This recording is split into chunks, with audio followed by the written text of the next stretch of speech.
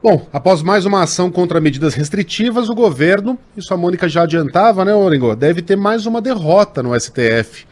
Conta pra gente, bom dia pra você. Muito bom dia, Megali, bom dia a todos. Não tem saída, viu, Megali? Há precedente aberto já e isso funciona muito no espectro político para acirrar aquela disputa que a gente está vendo desde o início da pandemia entre o governo federal e governos dos estados e até dos municípios. Por quê? Porque o Supremo já definiu lá atrás que a autonomia é dos estados e municípios, só que a responsabilidade ela é concorrente, a responsabilidade de todos. Agora, a palavra final para essas medidas é realmente do governador, é do prefeito. Só que a gente esperava aqui em Brasília, depois de alguns movimentos, que esse tensionamento ele fosse acabar, ou pelo menos fosse diminuir. Tivemos aqueles encontros do presidente do Senado, do presidente da Câmara, dos novos presidentes lá das casas do Congresso, com o presidente da República, até o ministro do Supremo, Luiz Fux, participou, o presidente da Suprema Corte, e o objetivo era esse, era realmente encontrar ali pontos de consenso. O inimigo é um só, o inimigo é comum, que é o coronavírus,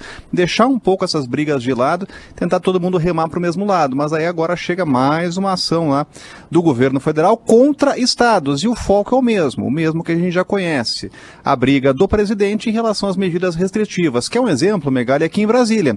Brasília ainda tem o toque de recolher, ainda tem medidas de lockdown, mas com flexibilização, né? O presidente já foi ao Supremo para tentar acabar com essas medidas aqui em Brasília. Ele tem que cumprir, inclusive, como morador da capital federal, né? Mas o Supremo foi muito claro ao reafirmar essa posição. Olha, a decisão não é do presidente, a decisão cabe a estados e municípios, né? Então, o que a gente vai ver, primeiro, vai ser distribuído para o ministro, ele pode, inclusive, decidir monocraticamente ou levar para o plenário, né? Nas outras oportunidades, tivemos até decisões liminares, simplesmente derrubando aí essa ação do governo federal, e é o que deve acontecer mais uma vez. A grande pergunta, Megali, é se o governo vai continuar insistindo com isso, né?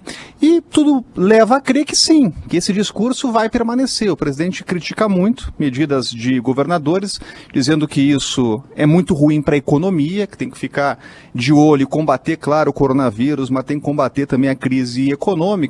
Então, essa disputa vai continuar entre a União, estados e municípios. Orengo, não está na nossa pauta, mas a gente tem que falar, né, da justificativa de Pazuello ao comando do Exército, depois de ter participado daquele ato político no fim de semana ao lado do presidente. Eu nunca vi coisa mais ridícula na minha vida. O Pazuello tentou se defender dizendo que aquilo não era um ato político porque a gente não está num ano eleitoral e porque o presidente está sem partido. E aí disse que aquilo não passava de um passeio de moto. Aí ele me convidou para um passeio de moto como se fosse uma adolescente apaixonada. Aí ele vai me levar para passear de moto. E quando ele foi ver, ele estava lá em cima do palanque, né, participando de um discurso político ao lado do presidente. Orengo, quais serão as consequências dessa participação de um general na ativa que se recusa a ir para a reserva num ato flagrantemente político? No mínimo uma advertência, viu, Megali? Realmente é uma explicação que ela não cola, e a gente vê até na manifestação do vice-presidente Hamilton Mourão, que claro que tem um entendimento que é descolado do presidente, mas tem uma voz importante no meio militar, né? Quando se trata do Exército, aí a manifestação dele vale e tem repercussão, né? E ele já disse algumas vezes, ontem voltou a dizer que é o seguinte: essa linha, ela tem que estar muito estabelecida, né? Se alguém rompe essa linha, medidas precisam ser tomadas. Por quê? Porque senão você cria um precedente. E aí você cria a desordem. É isso que não pode existir nas Forças Armadas. Porque aí, esse mesmo argumento poderá ser usado por alguém da ativa do campo contrário. Foi isso que Mourão colocou, né? Imagina alguém, um general, vai para um discurso do ex-presidente Lula. Como é que fica? Então, tem que valer para os dois lados, é isso que ele colocou, e agora cabe, claro, ao comando do Exército. Esse processo aí tem no mínimo 30 dias, né, tem todo um protocolo que tem que ser cumprido, mas o que se espera é realmente que tenha ali uma advertência, né, que não deve ser realmente muito pesada, deve ser mais branda, há uma pressão muito grande, inclusive da presidência, do governo, mas deveremos ter algum tipo de advertência para deixar muito claro, olha, isso não pode, né, tem que deixar estabelecido que quem está na ativa tem que cumprir as ordens, desde o soldado até o general. Mas aí há que se colocar limites no próprio presidente, né, Orengo? Ontem Bolsonaro entrou num avião, viajou 3.000 quilômetros de Brasília até a Amazônia para inaugurar uma ponte de madeira de 18 metros. Pelo amor de Deus, nem Odorico Paraguaçu faria um negócio desses, né? Para discursar ao lado de militares, mais uma vez ameaçando o país com o seu exército, dizendo que se o brasileiro não fizer a coisa certa no ano que vem, o que tem no ano que vem? Ele está falando do quê? Do Copa do Mundo? Claro que não, está falando da eleição. Se não fizer a coisa certa, pode ser as Forças Armadas podem ser obrigadas a agir.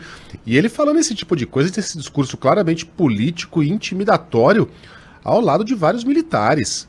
Há que se colocar um freio nesse negócio aí, a coisa está saindo de controle. Bom, o que nunca sai do nosso controle é o nosso quadro tradicional das sextas-feiras. Opa!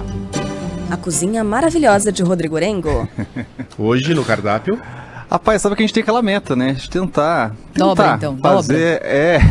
tentar fazer alguns pratos de mesmo. restaurantes em casa, né? E é possível, mostrar que sim, é possível e com ingredientes acessíveis, né? Eu estava há algum tempo querendo fazer um gratin. Vocês já comeram gratin? O nome ele é pomposo, é gratin du finoise, né? Que é um clássico francês. Mas nada mais é do que uma batata gratinada, né? Que só precisa de batata, de leite e creme de leite fresco, né? E fica uma beleza, fica uma maravilha. Então hoje vai sair, né? É igual aquela batata inglesa, aquela batata assada inglesa, que você corta faz uma incisão ali, coloca, enfim, o que você quiser lá dentro? Não, é diferente. É outra, né? achando que é baked potato, aquela que você compra, né? Eu tava achando que era isso mesmo, não é isso não? Essa é bem diferente, né? Você faz lâminas de batata, coloca ali numa assadeira, né? Bota de uma forma bonitinha, e aí você coloca camadas desse leite, creme de leite, a batata e essas lâminas, elas vão cozinhar dentro desse creme, porque aí solta amido, tem toda uma lógica por trás, né? Cozinha ele por 20 minutos, né? Deixa reduzir, e aí você vai ter uma espécie de molho ali, né? E aí você coloca em camadas, e fica uma beleza, fica muito bonito também no prato. Não é caro, né, Orengo? Não, creme de leite, né? Creme de leite fresco, batata? Leite e batata. Fechou a conta. Mas e aí, pra acompanhar? Pois é, junto. É uma carne, vai ter que ter uma carne do lado, vai né? ter que ter uma proteína. Arroz, feijão e alcatra.